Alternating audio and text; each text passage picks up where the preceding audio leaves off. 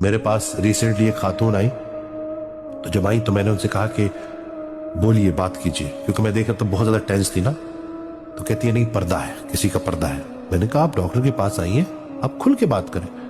اور پھر جب اس نے کھل کے بات کی نا، اور 20-25 منٹ بعد تقریباً جب وہ اٹھی تو ایسے لگ رہا تھا کہ جیسے اس نے اپنے اوپر سے ایک پہاڑ اتار دیا. اور وہ اتنی خوش، اتنی دعاؤں کے ساتھ باہر نکلی نا. میں نے کیا کیا؟ میں نے صرف سنا، لیکن آخر میں نے صرف یہی بولا کہ اللہ کی رضا کے لیے معاف کر دو. ہم مسافر لوگ ہیں، ایک مسافر کا دوسرے مسافر سے کیا جھگڑا. سب سے بڑی بدی یہ ہے کہ کسی کے برے عمل کی وجہ سے مومن مومن نہ رہے. مومن تو یہ ان کو اٹھی ہے، بڑی خوش خوش نکل گئی.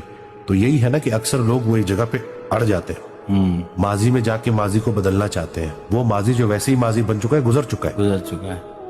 جو انسان ماضی میں رہے گا وہ پریشان رہے گا.